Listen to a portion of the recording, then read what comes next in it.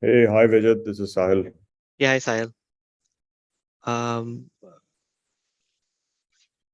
Femi, can the audience hear us right at the moment? Yes, the audience can hear us now. Oh, okay. Okay, got it. Um, Ladies and gentlemen, good day and welcome to the Q4FY. Sorry, Vijay, I'm the operator here. I will need to start the recording first. Thank you.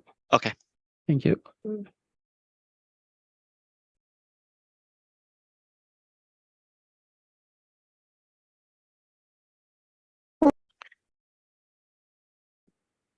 Good afternoon, everyone.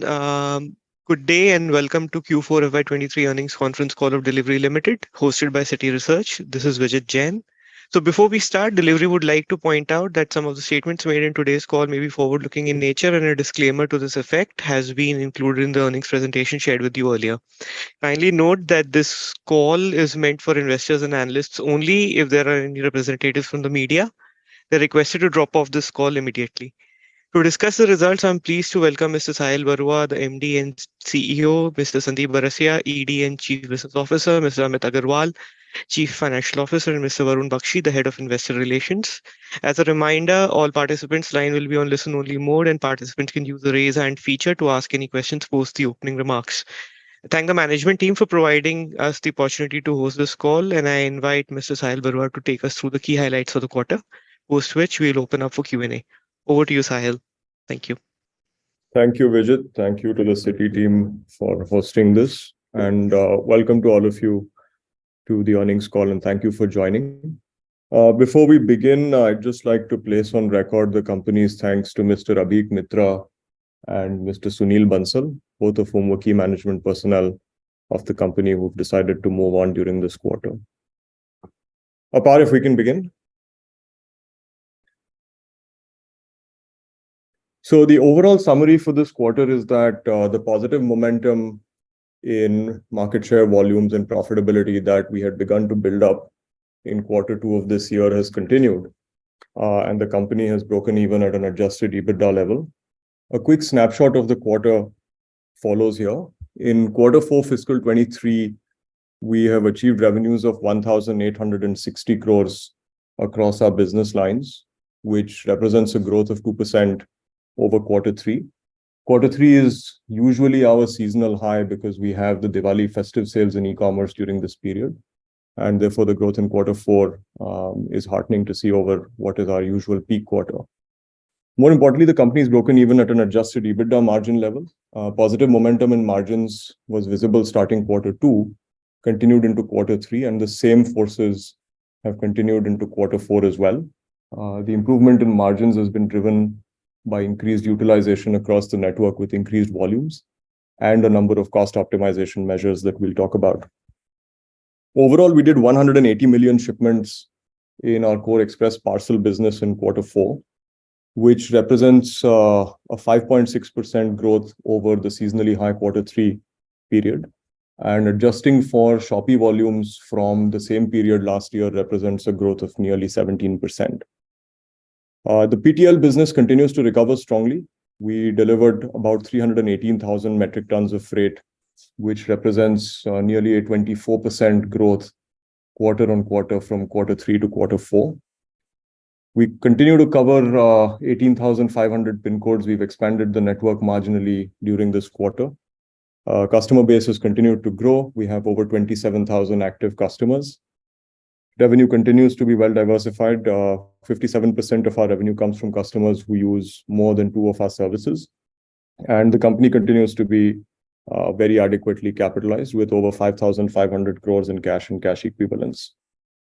A quick snapshot of the key operating metrics. As I mentioned, we've expanded the network marginally between Q3 and Q4 to 18,540 pin codes. Through our partnership with FedEx, we continue to offer seamless express services to the entire world. Number of active customers have grown from 26,845 in Q3 to 27,253 as of Q4 Fiscal 23. Compared to financial 22, which we closed at 23,600 customers, we've gained over 4,000 customers in this financial year. The consolidation of Delhivery and Spoton's infrastructure, which was the key theme for this financial year has now more or less completely played out, as you can see. Infrastructure has remained stable at about 18 million square feet. The total number of gateways and automated sort centers now stands respectively at 94 gateways and 24 automated sort centers, 174 processing centers as well. We are continuing to slowly expand the network in cities that we're present in response to higher volumes. So express delivery centers have expanded from 2,750 to 2,880. Freight service centers continue to stand at 140. We continue to be a team size of about 57,000 people with about 35,000 partner agents and 11,000 vehicles across the country. Moving forward, the key highlights for the quarter are here. In the core express business, we did 10 million shipments in Q4, more than we did in Q3. So in Q3, we did 170 million shipments and about 180 million shipments in Q4. This is a reflection of our overall market leadership. We've consolidated our position as a market leader in Q4. And this represents also a 17% volume growth in Q4 year on year, adjusted for Shopee volumes for the same time last year. The PTL business continues to see robust recovery. We've reached 318,000 metric tons of freight and had a strong end to the financial year in March. FY24 has also started with strong momentum, both in volume growth and in service quality. Network service levels, as you can see in the table below, have improved from 89% for the same quarter last year to 93% as measured on internal turnaround times. Of course, customer turnaround times, this service will appear better. Overall, short shipments, which is a reflection of network quality, has improved from 0.08% at the same time last year to 0.05% as of this year. And network speed continues to be robust at an average of 4.3 days from order to delivery. The improvement in profitability has been driven fundamentally by three factors. The first is that operating leverage continues to play out in the core transportation business. As volumes have grown, utilization of key infrastructure, key facilities, automated sortation centers, and in the mid-mile of our trucking network continues to improve. We continue, especially in the PTL business, to evaluate customer contracts at a contract-by-contract level and revise pricing with specific customers or in specific lanes as required. We expect this to continue into Q1 and to Q2 as well. And finally, we opened up our internal and our third-party demand to brokers and fleet owners through our full truckload exchange called Orion. Our internal loads are now available on our Axle application to fleet owners and broker partners across the country. And this has led to significant pricing benefits in both long haul as well as short haul trucking. And we expect this to continue as well. This is a quick snapshot of overall performance in Q4. As I'd mentioned in the bars on the left, overall revenue has grown to 1,860 crores. As you can see, the recovery in the PTL business has continued. It's grown from about 15% of total revenues in Q3 to 18% of revenues in Q4. It continues to be our fastest growing business at this point.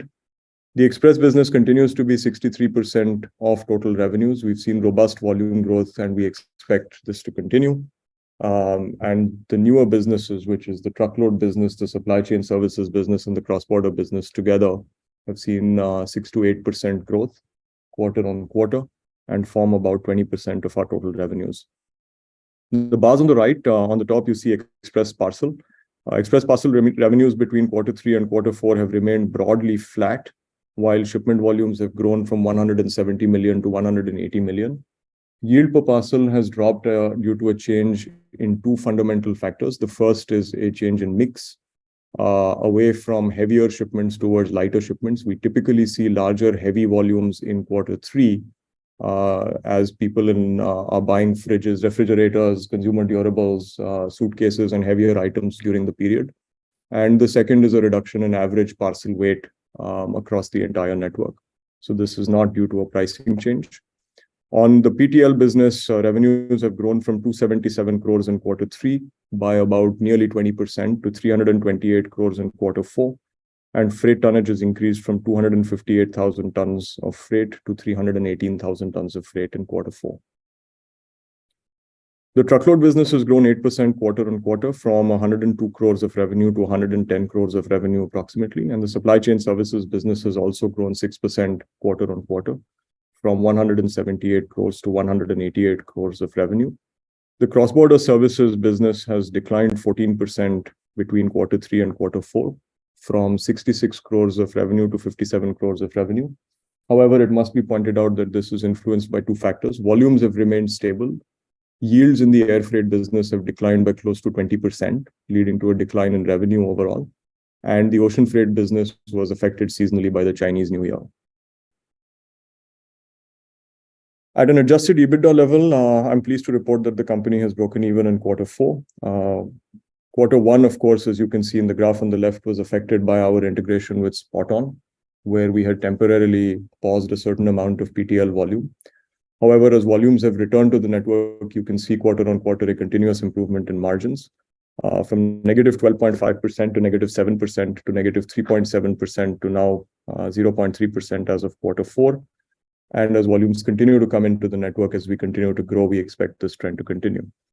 At a yearly level for financial 22, we had an adjusted EBITDA of 1%. For FY23, we will report an adjusted EBITDA of negative 5.6% for the year in sum. This is a quick snapshot quarter by quarter and of service EBITDA as well. Revenue, as I'd mentioned in the top line, has grown to 1,860 crores versus 2,072 crores in the same quarter last year, and 1,746 crores in Q1. Service EBITDA margins for the business have improved from negative 0.3% in quarter 1 to 11%. We have seen sequential improvement across all 4 quarters of the year. Corporate overheads have remained broadly stable as we guided earlier at 200 crores, and as a percentage of revenue have declined from 12.1% in quarter 1 to 10.7% in quarter 4. And we expect as the business continues to grow that we will continue to see leverage on corporate overheads. This has led to an adjusted EBITDA, as discussed earlier, of net adjusted EBITDA of 6 crores for quarter 4 and an adjusted EBITDA margin of 0.3%. If we look at individual drivers of profitability on the next slide, quarter 3 fiscal 23 adjusted EBITDA was negative 67 crores. The incremental revenue in the transportation business, which includes both express and PTL, is approximately 29 crores from quarter 3 to quarter 4. The incremental gross profit in the transport business, however, is 41 crores. So I'm pleased to report that the incremental gross margin in the transportation business continues to be robust and over 50%. Outside of which there have been continued efforts on cost optimization that have improved gross profits in quarter 4. The first, as I'd mentioned, is the opening up of our internal line haul demand requirements and sourcing of the market fleet through our Axle application. This has enabled fleet owners and brokers to bid competitively for our loads and has led to efficiencies in pricing. The second has been the continued rationalization of business with less profitable customers and the introduction of standardized rate cards, specifically for the SME, retail, and co-loader segments in PTL. The third, obviously, is improved capacity utilization across the network with increase in loads. And the fourth is greater coverage and greater coverage through weight capture in both the parcel and the PTL businesses, thereby reducing revenue leakages. There's also been a decrease in transport fixed costs between quarter 3 and quarter 4 of approximately 9 crores. This leads to a total increase in transport service EBITDA of about 50 crores. There's also been a 17 crore swing in service EBITDA of the non-transport businesses, though quarter 3 was impacted by a 12 crore provision that we had to make in the supply chain services business, and a decline in corporate overheads overall, since quarter 3 contains our Diwali bonus and incentive payments to staff. The net result is an increase in quarter 4 FY23 of about 73 crores, leading to a net adjusted EBITDA in quarter 4 of 6 crores versus negative 67 for the previous quarter. This is a quick snapshot of individual cost elements. Overall freight handling and servicing cost, which is our principal cost, has declined on an absolute basis between quarter 3 and quarter 4, even as revenues grew. Total freight handling and servicing costs have reduced from 1,409 crores to 1,372 crores, thereby reducing from 77.4% of revenue to 73.8% of revenue. Line haul expenses continue to improve as a percentage of revenue. They've dropped from 33.4% of revenue in quarter 3 to 33.1% of revenue in quarter 4. We continue to see leverage in other costs as well, be it contractual manpower expenses, rent, security expenses, and losses and damages through the network. We expect this to continue as volumes grow. Moving on. This is a quick snapshot of an adjusted EBITDA bridge. Total revenue, which is the third column highlighted in red, is 1,860 crores. The total freight handling and servicing cost stands at 1,372 crores, employee benefit expenses at 357 crores, and other expenses of 117 crores, leading to an overall reported EBITDA of approximately -4 crores, or broadly break-even for quarter 4. Adding back share-based payment expenses, which are accounting expenses towards ESOPs already granted, that's a 73 crore add back, less the actual lease rent that we've paid due to capitalization of leases, which is 64 crores, bridges the gap between reported EBITDA and adjusted EBITDA. Adjusted EBITDA therefore stands at 6 crores. With that, that covers our earnings presentation. The broad summary is that we're very well set up for financial year 24. We've seen a robust recovery in the PTL business as expected. At the start of the year, we pointed out that we expected the spot-on integration to be completed by quarter 4 and for it to begin reflecting in our economics by quarter 4. That has played out. Customers, over 27,000 customers, continue to trust Delhivery with volumes in the parcel and the PTL businesses, and we expect these businesses to show robust growth going forward. Network service levels remain stable and best in class at approximately 93% in the PTL business. And we're looking forward to financial 24 with great optimism. Thank you. With that, we'd like to take questions.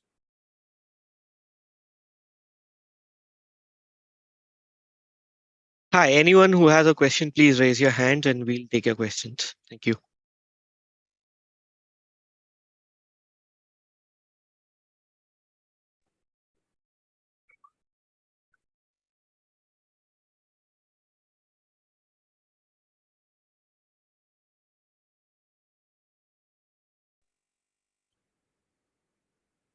Hey, this is Sachin Salgaonkar. Can you guys hear me?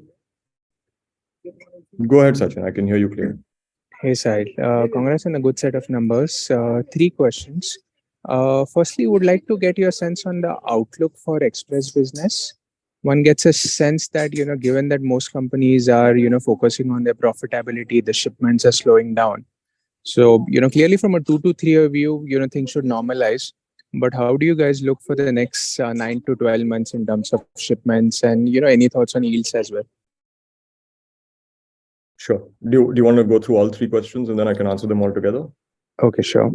Second question is on PTL. Clearly, we saw a good recovery. But when we look at the FY22 tonnage numbers of spot on plus delivery combined, it was close to, I think, 1579,000 tons.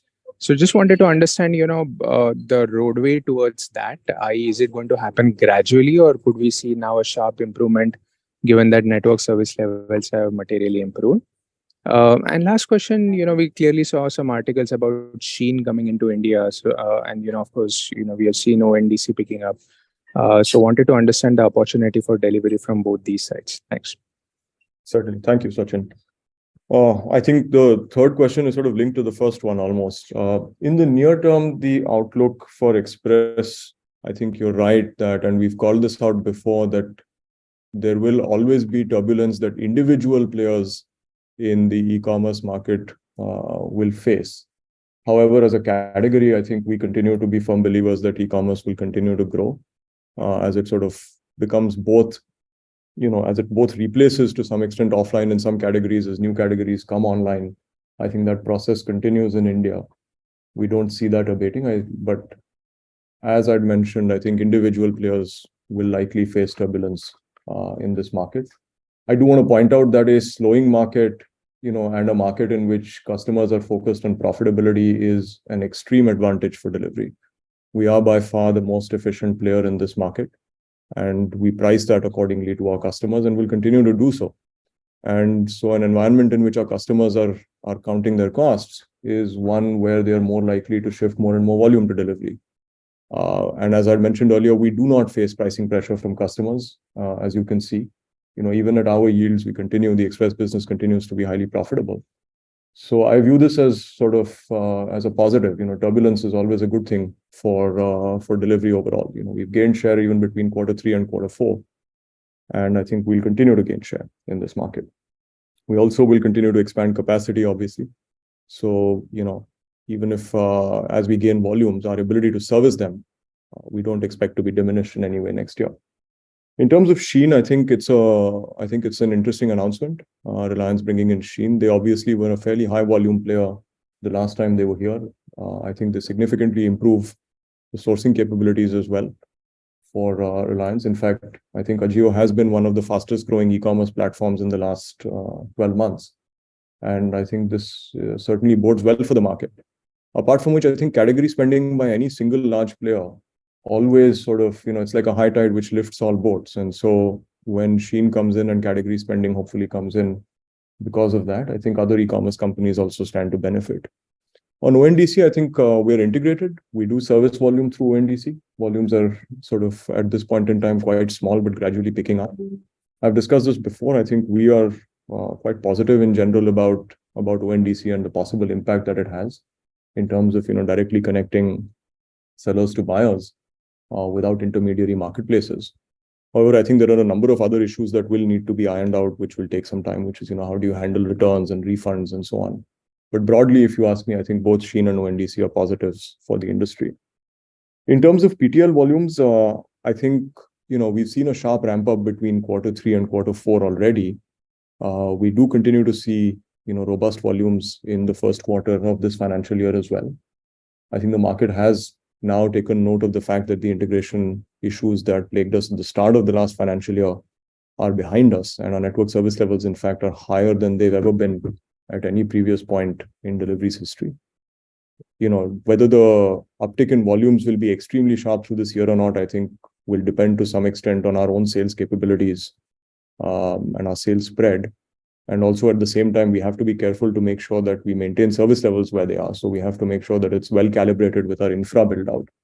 So, I guess the broad answer is that we'll see. We have seen a sharp uptick so far. We do see robust volumes. I don't see any reason for that trend to reverse. But, exactly how long it'll take to get back to 1.6 million tons, we'll have to see. Many thanks, Sahil. Just one quick follow-up. We also saw a media article about, or rather your press release about your investment into omni-channel SaaS company Vinculum. Just wanted to understand the rationale out there and, any near-term benefits we could see on the back of it. Thanks. Certainly. Yes. We have acquired a minority position in a company called Vinculum. Vinculum provides order management solutions and warehouse management solutions to a number of companies in the consumer internet space, cutting across multiple categories. I think the area of interest for us, obviously, is a direct integration of the order management system with our own warehouse management systems that we offer, both to people in the consumer internet space, but also in sort of the broader retail space. So it opens up the ability for our customers to now use Vinculum's OMS and channel integrations to manage inventory across both online and offline seamlessly. The benefit to us, obviously, is it's an enhanced value proposition for direct-to-consumer brands, which we will take to the market. And the second, obviously, is increased transportation volumes. Through this, our ability to offer differentiated transportation products, whether it is faster delivery, specific kinds of customized return services, for instance, or in the case of larger customers, helping them. As you remember, we'd also acquired a company called Algorithm. So combining Vinculum algorithm and Delhivery's capabilities, we can also enable smarter placement of inventory, better reordering, and so on. So that is our expectation of the Vinculum arrangement. Thank you, sir.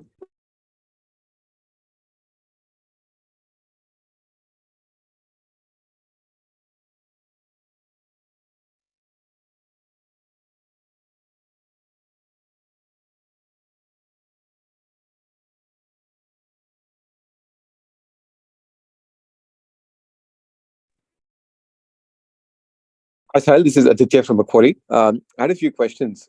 So first one was in terms of your freight costs, right? So clearly volumes have improved sequentially, but freight costs led by line haul has kind of come down. Can you help us put more context on this and the path forward?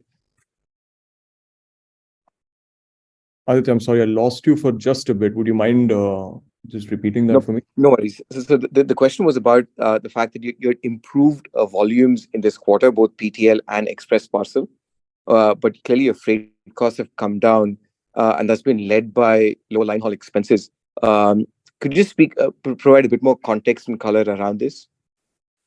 Certainly.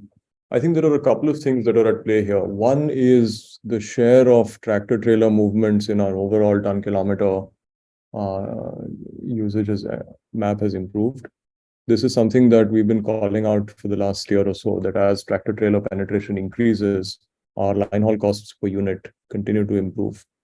And we'll expect this to continue through the next year as well. The tractor-trailers are a significantly larger form factor than the traditional trucks that are used in the industry. They're significantly more efficient for us to use. So on a like-for-like basis, as an example, the tractor trailers will be anywhere at a bare minimum from about 15% cheaper to all the way up to 30% on some routes. And so as the penetration of these vehicles increases, as more and more hubs become tractor trailer capable, we will continue to see improvement in line haul. The second is a competitive bidding process that we brought in. As you're aware, we've been building a full truckload freight exchange for the last 3 or 4 years now. The idea really, rather than building a supply side marketplace, was first to make sure that we have enough full truckload demand and that we have vendors who are onboarded onto our various applications. So that was the sort of first step that we'd been executing so far. Now that we have a large base of vendors and brokers and fleet partners who are on our applications, it was a natural sort of step for us to take to introduce the bidding process onto that app, which we've done. And as soon as we've done that, there's been a competitive element to the pricing of these trucks, market vehicles that we use, both in intercity line haul movements, ad hoc, which form about 10 to 12% of our total movement, and also on intracity as well, where we've begun more recently. And so that has led to pricing benefits for the company overall. And so just as you scale your PTL business over the next couple of years, do you think that line haul as a proportion of revenues, we can further optimize this? Or do you think this is a level which is appropriate? No, I think we will continue to see improvement in line haul costs. One, because we still have some distance to go in terms of introduction of tractor trailers. As overall volumes grow, one of the things that will happen, Aditya, is that hubs which so far have not needed to take tractor trailers will start taking them as well.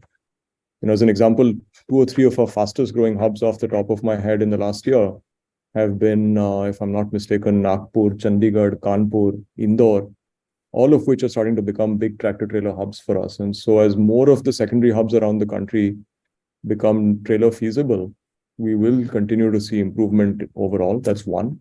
The second is we also have been experimenting, with pilots with road trains, essentially conjoined trailers. That significantly improves the total haulage on a tractor. That will give us some benefits as well. We're also exploring the option of electric vehicles, basically alternative fuels, in our intercity operations, which I think also will eventually lead to lower costs. But I can't put an exact number to it just yet because it really depends on what loads transact where, on what kinds of trucks. But I don't think we're at the end of the road yet in terms of optimization. And if I can just squeeze one more question, right? So this is more at an industry level rather than being specific to delivery. But a couple of years back, the general understanding was that from a volume perspective, the mix is about, say, 60-40, roughly, 60 captive, 40 third-party logistics. More recently, that's a shift in that mix more towards third-party logistics as you see more growth from your direct-to-consumer brands or more from tier 2, tier 3. Do you think volumes are moving more towards the third-party industry in general? I mean, that's not the only reason why volumes should move to the third-party industry. That we're also cheaper and as good. So it makes sense over a period of time for volumes to move to the third-party industry. But I think you're right. One of the key factors is the growth outside of the 2 large marketplaces. And our expectation is that that will continue, because over a period of time, as the consumer gets used to transacting on the internet and becomes more discerning, the whole point of the internet is that multiple small companies can now sell to these consumers. And as they do, it's much more efficient for them to work with third-party partners like ourselves. And we have a dominant market share. So it's a good move for us. The second thing, obviously, I think at some point I've been vocal about this. We've spoken about this in the past. Self-logistics is more expensive, period. And so over a period of time, I do expect that, as the marketplaces themselves have to take, financial considerations into account and shareholder returns into account, you will continue to see more movement towards third-party logistics. Thanks, Sahil. That's very clear. Thank you. Thank you. Operator, can we take the next question, please?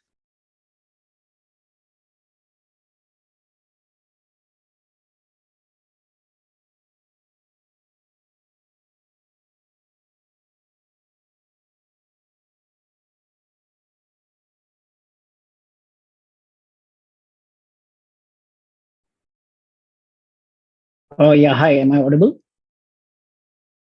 Yes, Mukesh, clearly. Yeah, hi. Hi, Sahil. Congrats on the good numbers. Sahil, on the average realizations coming down to 65, you had kind of called out that it's because of seasonality in the mix in terms of the weight of the cargo.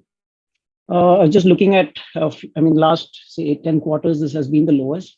Any other reasons for this? In terms of, say, is it a customer mix change, or is there a pricing cut in the industry? Any of these reasons that you're seeing why it has come down to 65? No, Mukesh, none whatsoever. There is no change in our pricing. We are not cutting pricing at this point. Right. The change is largely a couple of things. One is, as I mentioned, heavy typically goes up in Q3 quite significantly. So you see a lot of consumer durables, you see a lot of bigger items being shipped in e-commerce. And as a consequence of that, when that salience comes down, so I think when we did the analysis, about 50% of the total drop in yield is coming merely from the change in heavy. That's one. The second is package sizes. Package weights also typically come down in Q4 versus Q3. So the average package, I think, package weight decline has accounted for about 28% of the difference in yield between Q3 and Q4. So between the heavy shift and the package weight coming down, 80% is explained by these two factors. And then there are minor factors, one of which is a minor shift in client mix, but that is sort of an unpredictable thing. It changes quarter on quarter. And the other also to some extent is some change in distance mix. Typically during the Q3 period, distances can be slightly longer than in Q4. And so, the zone AB mix may go up a little bit in Q4 compared to Q3. Right. But no pricing Right. change. In general, I think our competitors, at least some of them, if I'm not mistaken, had announced price increases in Q3. The delivery stated position obviously is that we will not be announcing price increases in the express industry. We, at the yields that we make, we are profitable. And our intention is to continue to save our customers money. Understood. And just in continuation, I think sometime mid of last year, you had kind of mentioned that the e-commerce industry is slowing down, and we've seen that this year the growth is obviously just about 13-14%. Any range that you would like to kind of call out for the coming year in terms of growth? Are you seeing any signs of growth coming back to a stronger trajectory? Any of those? Mukesh, I don't want to become sort of the Cassandra of this industry in general. But I must say that when I said that 3 quarters ago, it was generally met with widespread disbelief, but overall it looks like that wasn't the forecast for the industry. As I'd mentioned, Mukesh, I think it's quite public now. Even the private players have started, their volumes have sort of now become public in the Economic Times and so on. I think individual players will continue to see headwinds through the year because they have to fundamentally re-architect some portions of their business. And I think ultimately that will cause a drag on the sector to some extent. But I think if you look at the news from on Shein, for instance, I think that is going to drive growth in the market next year. As I'd mentioned, Ajio actually has been a pleasant surprise in terms of the rate of growth they saw last year. I think that will continue. Reliance has very clearly said they will be aggressive participants in e-commerce. I think what you're seeing is a shift, or rather a shake-up at the top. which will drive growth. My own estimation hasn't changed. I expect e-commerce to continue to grow sort of between 15 and 20% year on year. Okay. Right. Thanks for that, Sai. Let me back in the queue. Thank you. Brother, can we take the next question from Sohan Joshi, please? Thank you.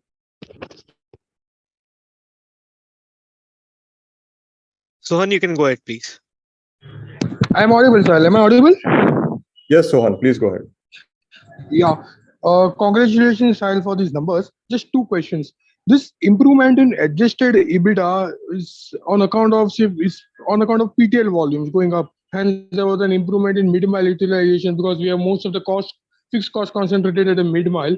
So can we draw a suitable assumption that even if the express parcels see a decline in revenue in current year, maybe say funding winter situation of a thing or slowdown in consumer spend, we may still see the continuous improvement at the adjusted EBITDA levels? And what are your estimates for the adjusted EBITDA levels for this current year 24? Sure. So in the interest of not making forward-looking statements, I won't provide an estimate for what adjusted EBITDA will look like for this financial year. But I think if you look at our business, and we've said this before, it is a business that's easy to sort of understand and model out. The sequential improvement in our adjusted EBITDA has been driven by incremental gross margins being quite high. In general, our capacity utilization levels, there is still room for them to grow through this financial year. So I think we'll continue to see improvement. To your earlier question, I think two things. One is, yes, as PTL volumes grow, we will continue to see sequential improvement in adjusted EBITDA. There's no doubt that will continue. Also, the faster the PTL business grows, the easier it becomes for us to induct, or rather the more feasible it becomes for us to induct more tractor trailers and to increase the haulage capacity of our trucks. And so the PTL business has that pleasant side effect as it grows. In terms of the express business, I think even if the market slows down, I should point out that, as I mentioned earlier, we will gain share in these periods. So in fact, a slowing market is worse for our competitors by far, because we are the most efficient player in this space, and we will defend market share as we need to overall. So I don't think a slowing market is going to affect our adjusted EBITDA in any way. As I mentioned at the start of the year when we did the spot-on integration, and there were multiple questions around growth. I had mentioned at the time that the company's primary focus was not getting the growth tap on, but really was making sure that the margins were intact. Because there's no point driving fast if you don't know where you're going. So in our case now, we have 4 sequential quarters of margin improvement. I think it's quite clear as to how the margin improvement will continue. And now turning on the growth tap for us is not going to be very hard. Okay. My second question is regarding our CapEx spend. Now, in your press release, you have said that you're going to go aggressive for the CapEx capacity expansion. But then even our peers are going for aggressive capacity expansion, like say Mahindra Logistics starting a new facility, VRL ordering more trucks, TCI starting a new supply chain service lab. So are we going to keep our CapEx plan targeted level at 6%? I think we were supposed to keep our CapEx plan targeted at 6% and then gradually going to bring out at 5% and so on. So are we going to breach that, seeing our peers are also making an aggressive investment in capacity expansion? What is your sense? Can you throw some color on that? Sure. I think we will continue with our CapEx investment plans exactly as we've mentioned in the past. So you're right. We will stay in this financial year. I think we will stay between 6 to 7% of revenue overall in terms of CapEx spend. Our competitors also, when our competitors, with due respect, say that they will aggressively expand capacity, I think each of the participants in this industry has a different definition for the word aggressive. Our plans remain unaffected by what competitors choose to do. And especially in the PTL space, for example, the big move in the market is not, competition between Delhivery and Mahindra Logistics. The big move is the change from sort of the fragmented, unorganized market to the organized market. And so there's room enough for all of us to build capacity and to service our customers. So our CapEx plans will remain exactly what they are. But if your question is, are we going to accelerate CapEx plans because Mahindra Logistics and TCI are aggressive, the answer is no. What they do has no bearing on our strategy. Okay, that's it from my side. Thanks a lot. Thanks a lot, sir. Hi, can we take the next question from Gaurav Rateria, please? Gaurav, please go ahead.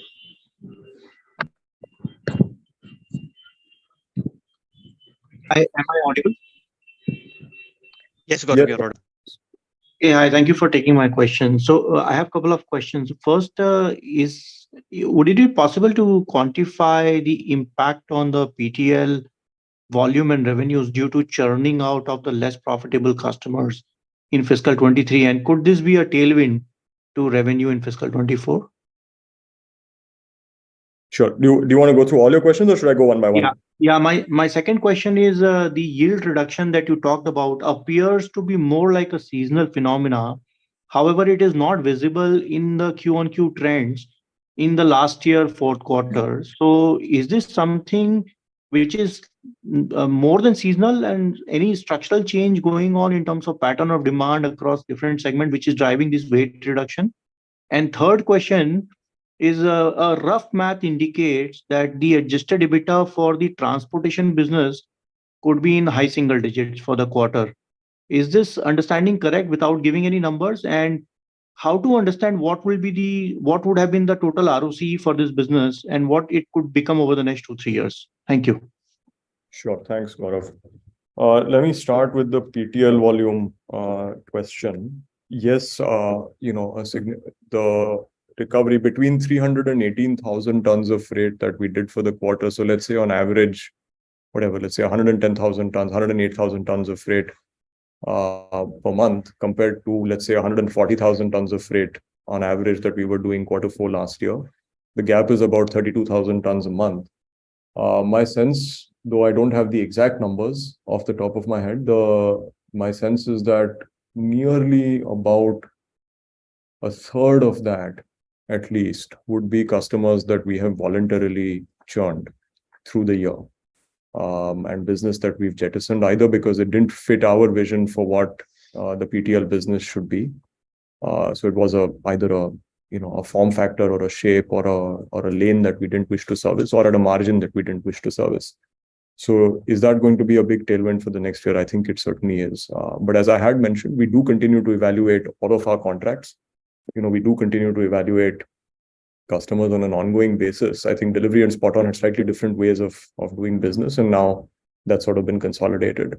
So as we do that, I think there will still be some customers where we are renegotiating. But the good thing, of course, is with service levels being at 93%, losses and damages being at less than 0.05%, with best-in-class service quality and highest network speed, the negotiations obviously at this point are much easier than they were in Q2 of last year. So I do think there's a significant tailwind in the PTL business.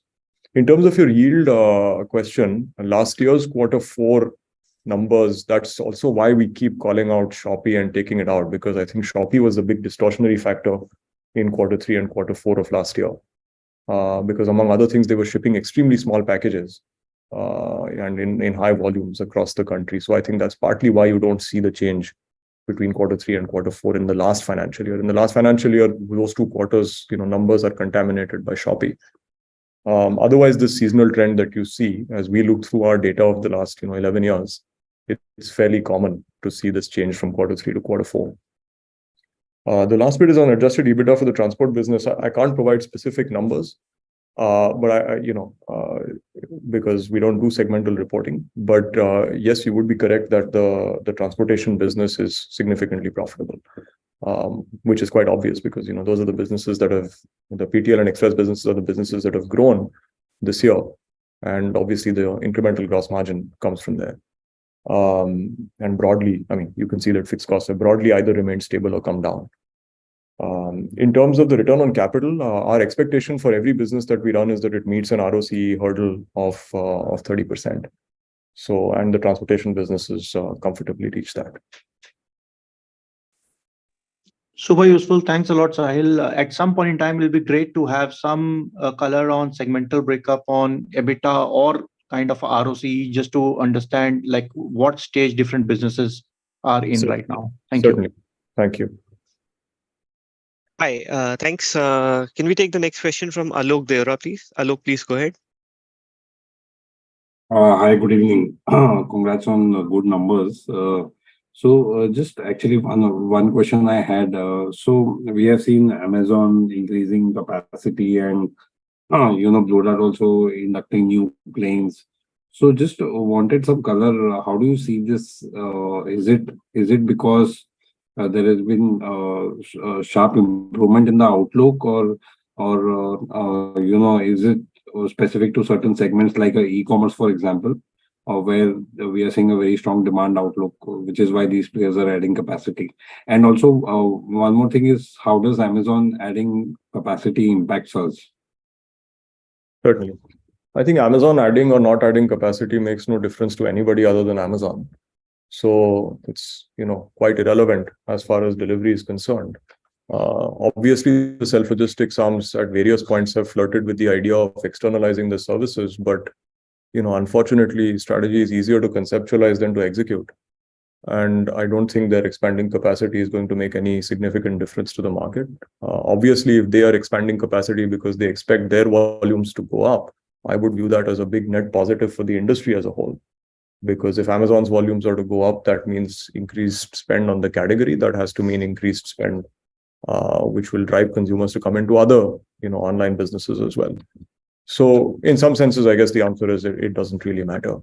As far as Blue Dart goes, again, I'm not entirely sure what their outlook and why they brought the planes in, but I'm sure it is to drive growth in sort of their core aviation business, which has limited impact on e-commerce because it costs 50 rupees a kg at the bare minimum to ship on an aircraft, not counting the costs of pickup and delivery, which are also significant. And so aviation is simply not a preferred mode of transport for packages that on average cost 500 rupees. So I'm guessing that they're seeing this because of increased manufacturing output and are likely going to use the planes for that. Apart from which, I think they've also begun to fly sorties into Southeast Asia and the Middle East. But again, I'm not super familiar with their strategic rationale. What I can tell you is that bringing in more planes is unlikely to change the e-commerce landscape in any way. Sure.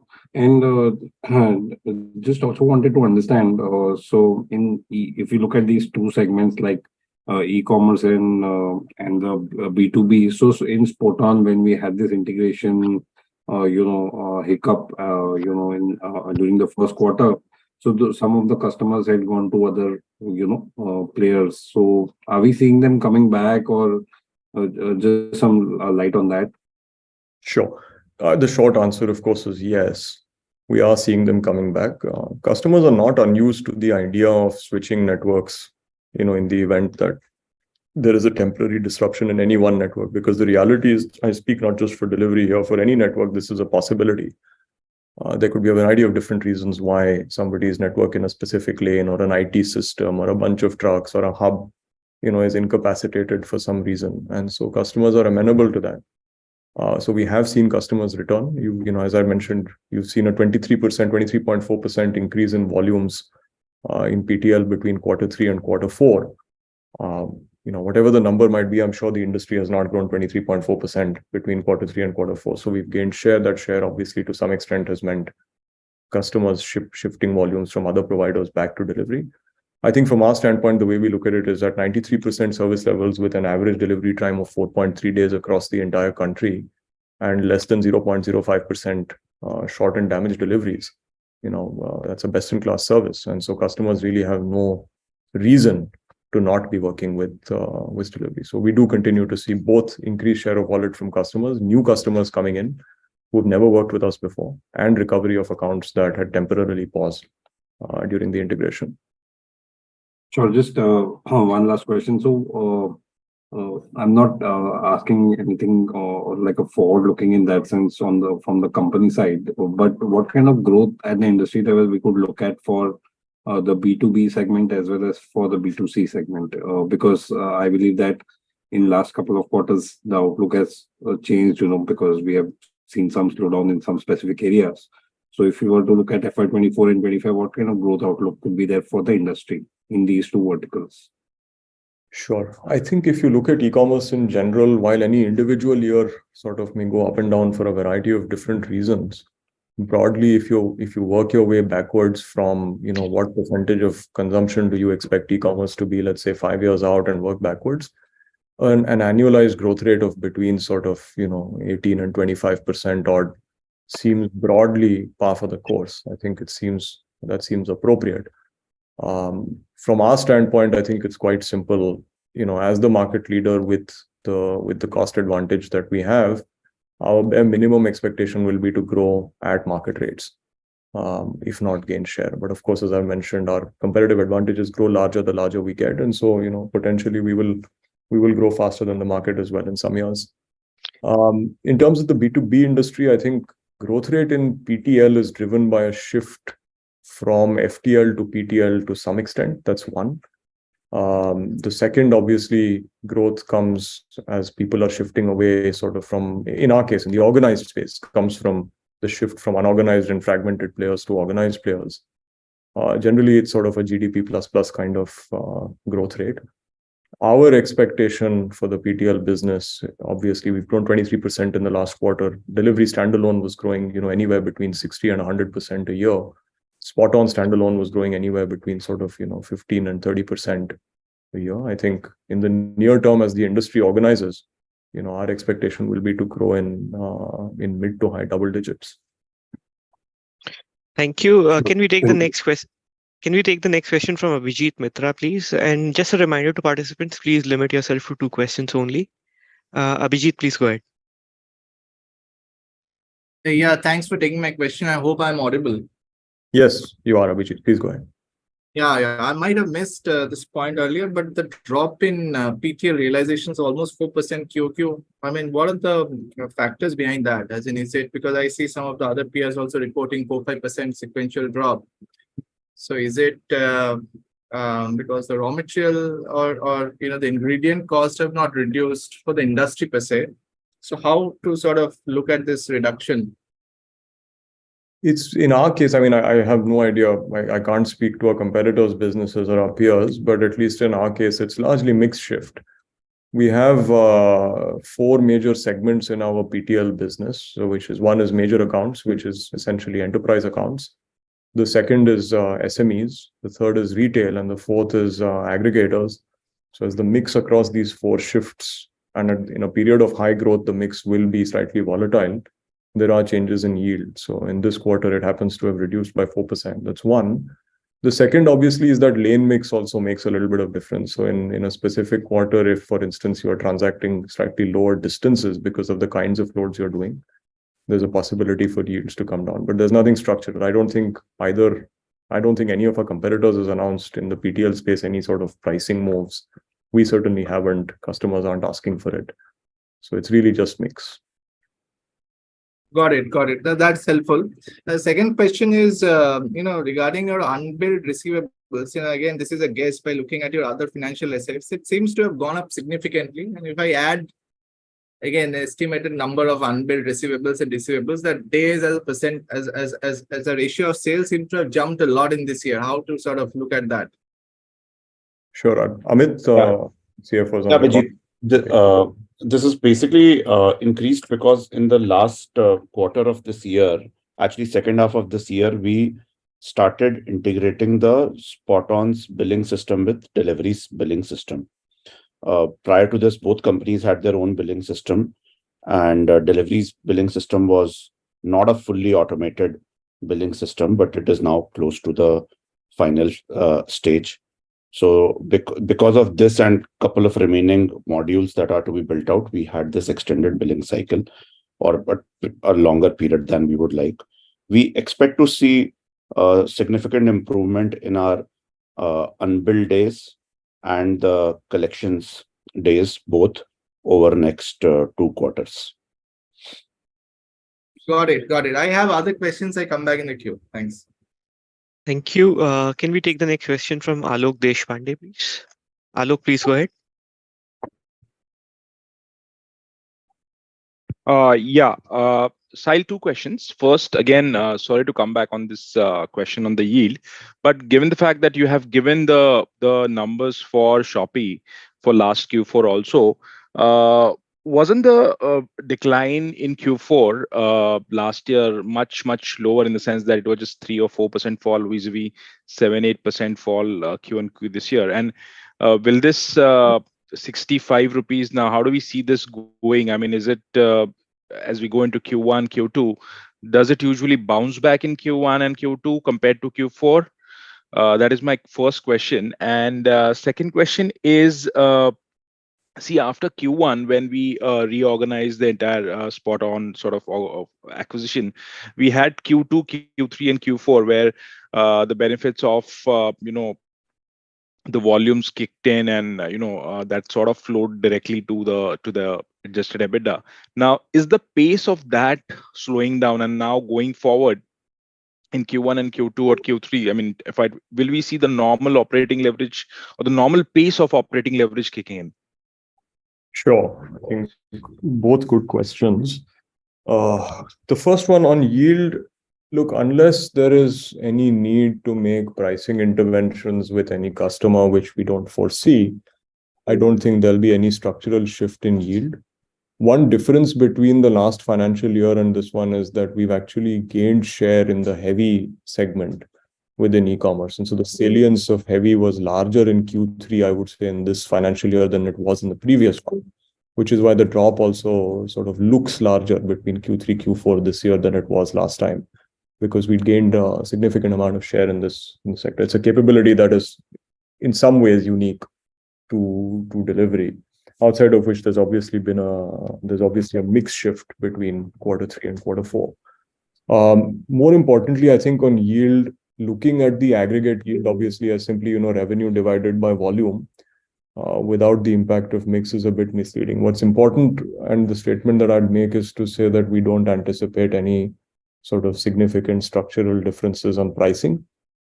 That said, obviously, as volumes grow, as we hit, our target gross margin levels with every customer, we evaluate pricing at a customer level and tend to pass those benefits on.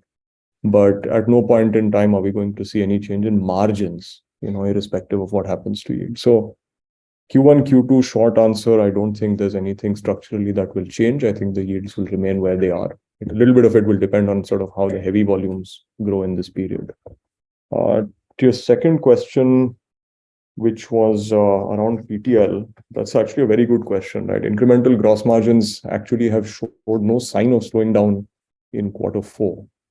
To be perfectly honest, when we started inducting the tractor trailers, we had an underlying assumption of how fast we would be able to induct them and sort of how fast hubs would become tractor capable. I'll be honest, we've been pleasantly surprised at the pace at which the tractor trailers have been inducted and have made a difference. Our expectation really in the beginning was that we would start seeing some return, to a relatively more normal incremental gross margin compared to what we're seeing, but it looks like we still have headroom. So it's difficult to model out because it depends on where the volumes are coming from, where they're going, what transshipment points they're moving through. But at least at this point in time, it does look like the overall incremental gross margin trend is going to continue for the next couple of quarters. Sure, Sahil. So Sahil, just one last question on you give out service EBITDA margin levels at overall level, and I understand that you don't give it on a segmental basis. But just to get some sense, is there any difference of service EBITDA margins that you give between Express Parcel and PTL, just to understand the gap between the two?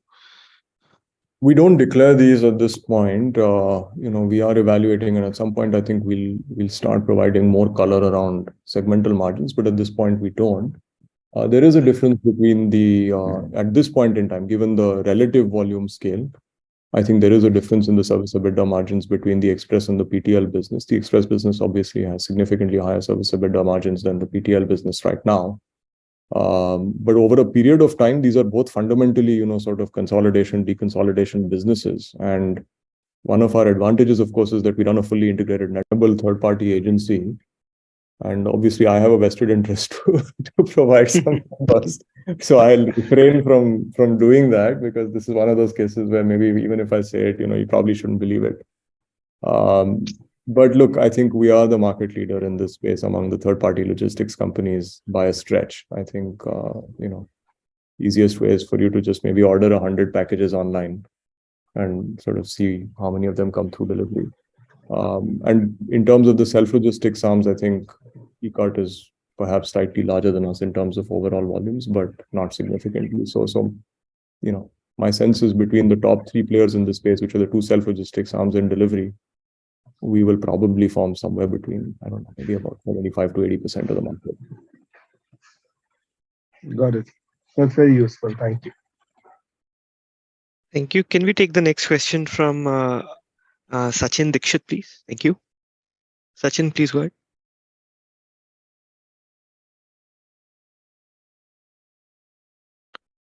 Sachin, please go ahead. Yeah, can you hear me now? Yes, Sachin. Yeah, great.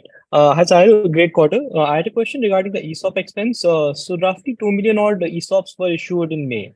And now this has obviously picked up over what we have seen over the last year or so. Can you detail a bit about like who are these granted to? What's the reason for such a large trend? The grant that we make in May is part of our annual performance cycle. It's in line with our overall compensation philosophy. So we've concluded our annual performance cycle at the end of March. And this essentially covers all employees across the organization who are eligible, who meet a certain performance rating, and who we feel it's important for us to retain. So it's just a part of our overall retention policy. I think we've issued 1.99 million stock options as part of this cycle, which is in keeping with sort of our historical trends as well. Amit, in case there's anything you'd like to add. Yeah, I'll just like to add, Sahil, we are very comfortably placed with the guidance that we have given that this pool is sufficient for us to last for 6 years. At current rate of consumption, it'll last far more than 6-7 years. Understood. The other question is on the depreciation expense. We are noting that to go up as well. Can you explain what's the reason for that? So majority of our capex in an annual cycle comes live into second quarter of the year, and you'll typically see the third and the fourth quarters where all of the depreciation in the first year being live there, and that depreciation is high in the first year because of the WDV method. So it's a combination of WDV method for depreciation coupled with the depreciation going live by September. Capex going live by September typically. So second half of the fiscal year is a higher depreciation period. So we should expect this trend to last year over This year. is a typical trend because first half of the year is the very stable period to typically build capacity before the peak season hits. Understood. Thanks. Those were my questions. Hi, thank you. Can we take the next question from Ankit Agarwal, please? Ankit, please go ahead. Ankit, can you hear us?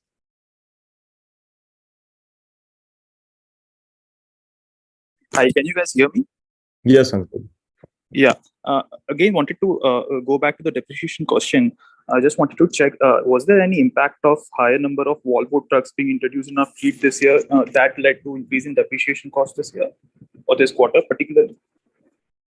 Yes, there is nothing abnormal in the fourth quarter, but there is a constant number of Volvos getting added into our network. I think over last year, we have added about 150 odd Volvos into our business, into the company, and another about 150 through vendors. The vendors one are, on a wet lease model, while company-owned Volvos are on a company's books. So 150 of them were inducted in a gradual manner, about 20-25 per month throughout the year. Got it. Just a follow-up on that one, given that we are gradually moving from an asset-light model to owning more of trucks. So do you think EBIT rather than EBITDA, probably EBITDA reduced by depreciation, would be a better metric to look at to gauge profitability of the business going forward? The absolute purpose of the business is to generate free cash flows. And, so PAT and cash flow are the right metrics for us to look at. But we are also in a significant growth and investment phase, because of which, looking at adjusted EBITDA is the metric, or EBITDA is the metric. But sure, we do report EBIT and PBT numbers as well. All right, thanks. That's all from my side. Thanks. Q, can we take the next question from Sai, please? Sai, please go ahead. Yeah, can you hear me, Sahil? Yeah, hi, Sai. Firstly, congratulations on the results. I would like to ask two questions for you. Firstly, what are the key learnings for you over the past year of ups and downs that can be implemented to make Delhivery a stronger company in the future?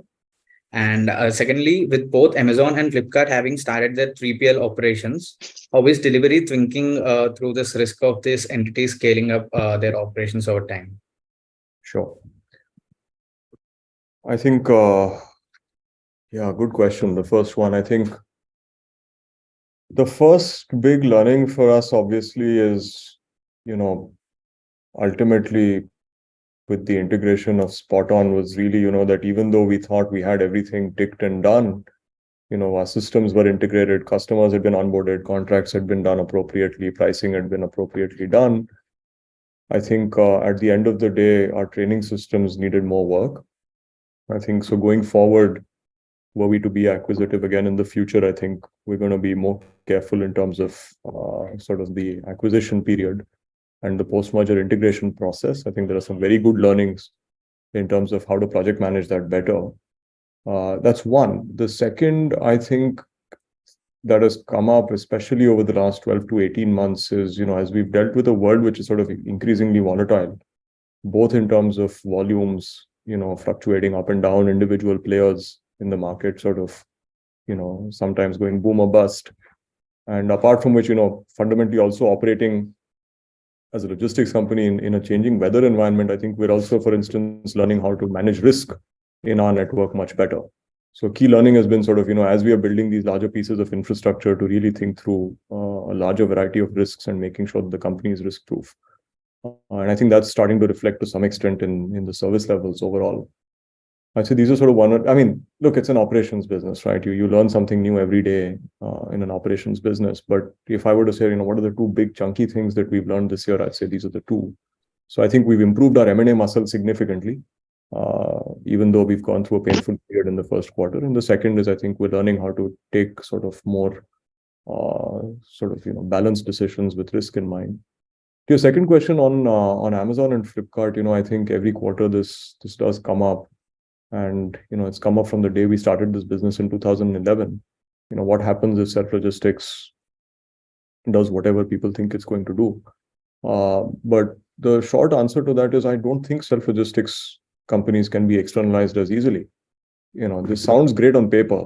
It's an entirely different thing to execute, because self-logistics arms by their very name, they are self-logistics. They are designed to service internal needs. They are designed to service warehouses which run a specific way, customers who have interacted with the brand in a certain way. They're not designed for these purposes. Not every hub, irrespective of the fact that it might handle packages, operates exactly the same way. It takes a very different kind of system to be able to service, on a daily basis, 27,000 different kinds of customers with different size warehouses, different processes, different technical systems, different customer expectations, different package sizes, different return policies, different peaks and troughs in their businesses. So I think the idea that self-logistics can be successfully externalized is one that, seems to have infected the consumer internet world across geographies, including India. But if you ask me, there frankly is very limited evidence from anywhere on the planet that this actually is a good idea. So in some senses, what Amazon and Flipkart do in terms of externalizing is of no consequence to Delhivery. Thank you. The next question is from the line of Anshul Agrawal. Anshul, please go ahead.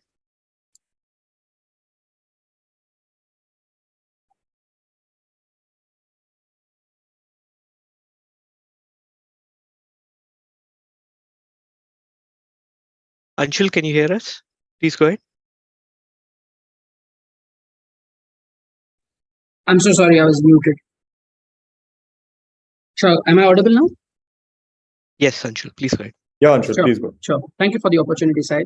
how do we judge the utilization levels of our PTL network? And at what juncture do we decide to expand, invest in strengthening or expanding our network? That was my first question. Sure. Utilization across the network, it's a slightly complex beast. One is obviously there is infrastructure utilization. So there are the pickup and delivery stations, which are the freight service centers, where utilization is essentially sort of how many tons you can move through the location per hour or per minute or per person and so on.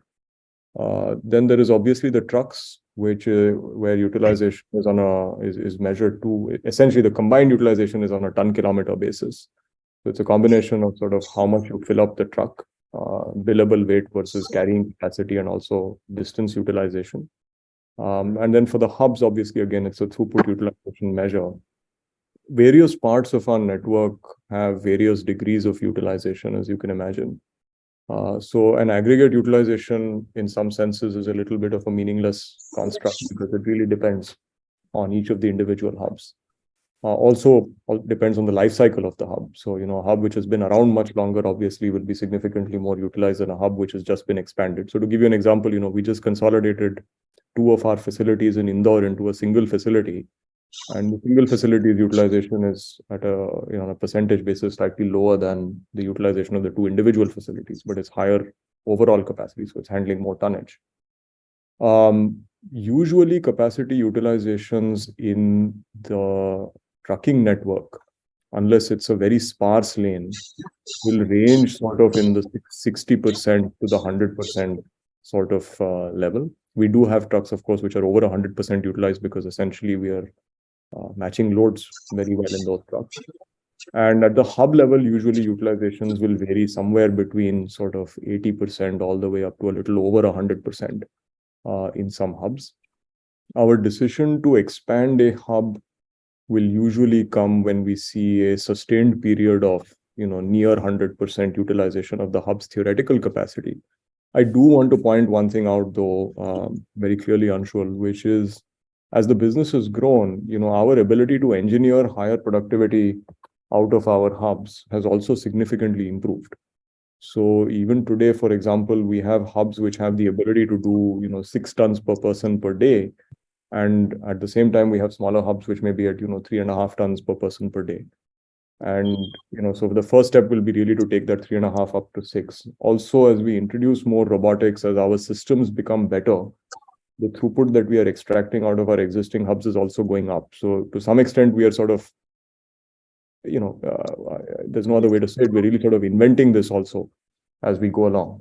And as that happens, I think capacity utilization, the definition itself is changing for us. For example, today, the capacity utilizations that we see, to be perfectly frank, if you'd asked me this question 5 years ago, I'm not sure I would have said that these were even possible. So, I really don't have a very good answer for how much more it can increase. It depends on sort of the kinds of automation and the kinds of technology systems we build. Thank you. Sure. Thanks. I have another question. Can I go ahead? Yeah, please go ahead. So quickly, so Sahil, considering our trucks are running almost 25,000 kilometers per month, almost 20 hours a day, is there any scope of us improving our asset turns in the mid-mile, or basically trying to understand, do we have any other revenue-driven margin levers? I understand cost efficiencies that we bring in, but apart from that, do you have any other revenue-driven margin levers? I'm not sure I fully understand the question. When you say revenue-driven margin improvement, do you mean in terms of increasing pricing? Not exactly. So basically, if you improve our asset turns, right, in any business, if you increase your asset turns, etc., you utilize your assets better, that would significantly give you a jump up in margins. That's revenue-driven.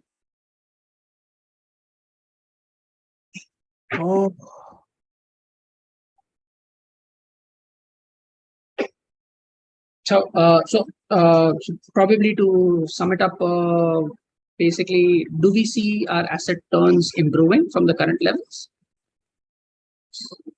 It's a good question. I'm just trying to think through it. We have seen improvement, obviously, already, but again, I'm not 100% sure that I'd like to make a statement on that. we have seen improvement in asset turns, yes. Will it continue to improve? Yes, but is it a predictable sort of improvement in asset turns? I don't think I'll comment on that just yet. Okay, just one more if I can squeeze in. What are the typical investments / capex that we are required to set up a gateway or a sortation center? So Anshul, a typical set of things that go into a mega gateway are a parcel sortation system. These parcel sortation systems are typically now cross-belt sorters, ranging from speed of about 15,000 packages per hour to 50,000 packages per hour. And then these are coupled with bag sortation systems, which can sort another 8 to 10,000 bags or boxes per hour.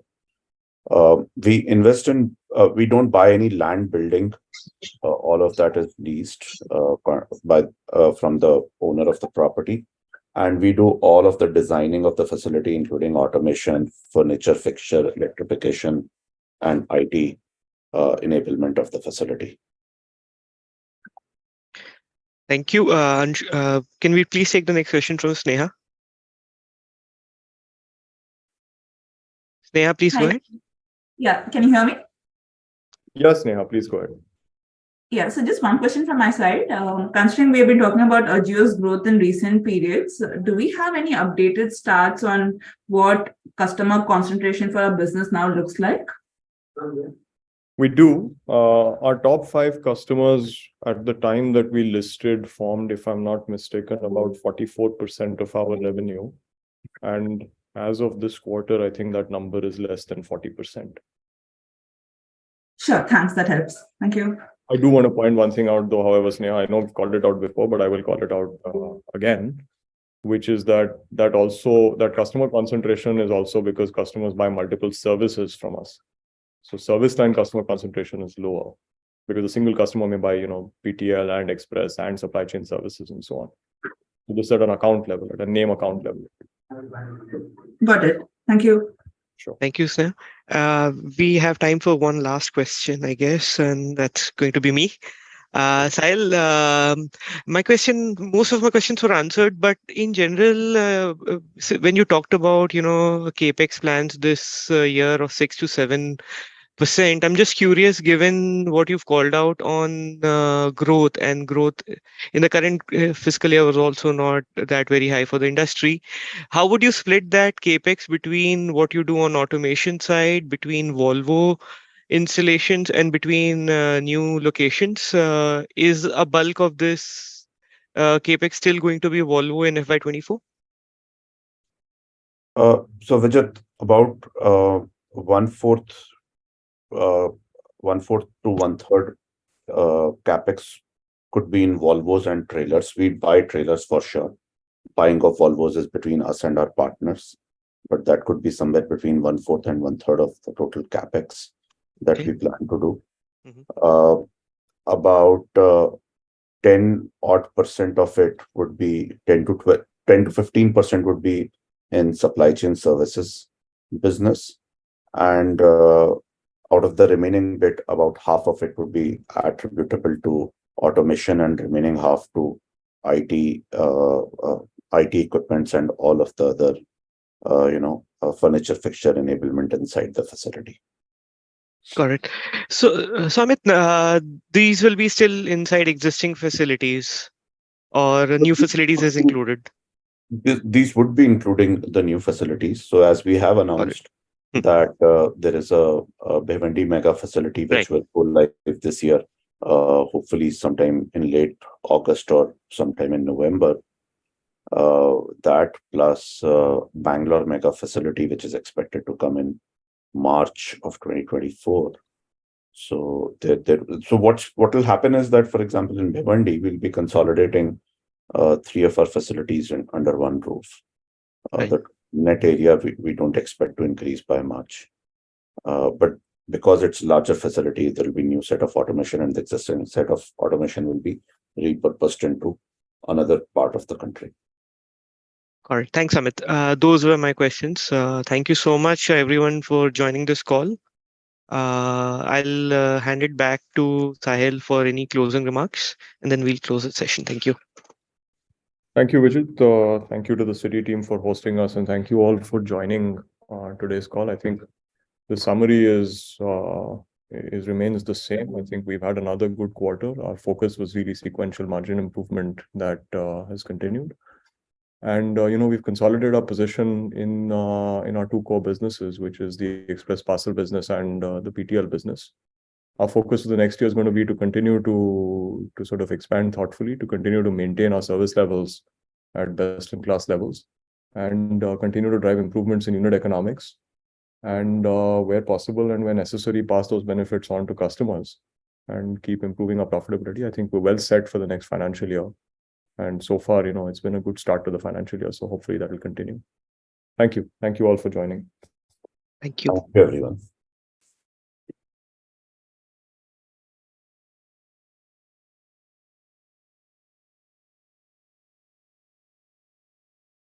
Thanks, Apar. Thanks, Sandeep.